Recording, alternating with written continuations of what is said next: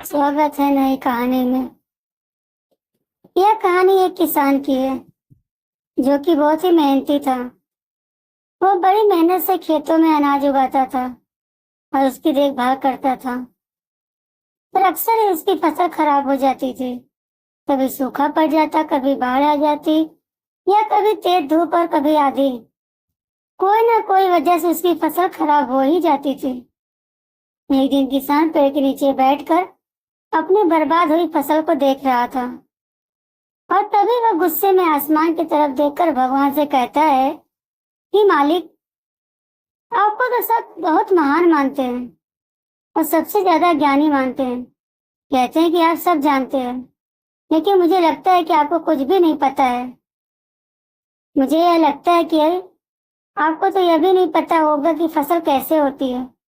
अगर आप यह जानते होते तो हर समय जो बाढ़, आंधी और तूफान आते हैं वो कभी नहीं आती। आप नहीं जानते कि कितना नुकसान उठाना पड़ता है हम किसानों को। अगर मेरे हाथ में शक्ति होती तो मैं जैसा चाहूं वैसा मौसम हो जाए, तो फिर देखना मैं फसल कितने अच्छे तरीके से उगाता हूँ।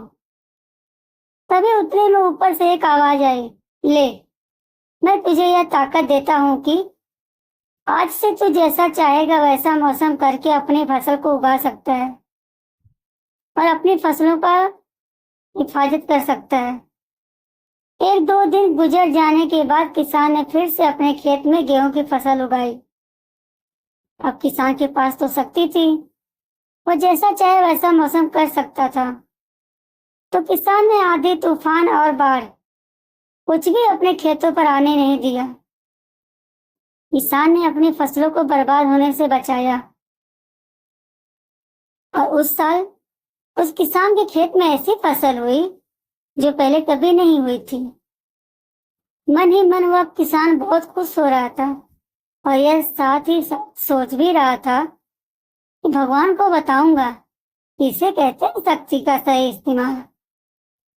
कुछ दिन और गुजरने के बाद फसल काटने के लिए तैयार हो गई। किसान बड़े उत्सुकता के साथ फसल काटने लगा, पर जैसे ही उसकी नजर गेहूं की बालियों पर पड़ी तो वह हैरान हो गया, क्योंकि उन बालियों में गेहूं के दाने ही नहीं थे। गेहूं की एक भी बाली के अंदर गेहूं का दाना ही नहीं था। सारी की सारी बालियां अंदर से खाली थी। अब वह किसान बड़ा परेशान हो गया। अब फिर से भगवान को पुकारने लगा और जोर जोर से चिल्लाकर कह रहा था, भगवान, शायद तुमने मुझे कोई सजा दी है। तभी ऊपर से आवाज आई कि मैंने तुम्हें कोई सजा नहीं दिया है, बल्कि इसकी जिम्मेदार तो तुम खुद हो। तुमने उन्हें पौधों को संघर्ष करने का मौका ही नहीं दिया। ना तो तुमने उन्हें आंधियों से जूझने दिया, ना ही तेज बारिश में सहने का, और ना ही धूप में तपने दिया। एक भी चुनौती का सामना तुमने उन्हें नहीं करने दिया। इसलिए सारे पौधे अंदर से खोखले रह गए। जब आंधी, तूफान, तेज बारिश और धूप पड़ती है, तभी ये पौधे संघर्ष करते हैं और इसी संघर्ष से ताकत पैदा होती है, जिसमें पावर होती है, एनर्जी होती है, और इसी संघर्ष से गेहूं का दाना बनता है। तूने उन्हें बुरे वक्त से गुजरने ही नहीं दिया, जहां उनका बनावट होता है।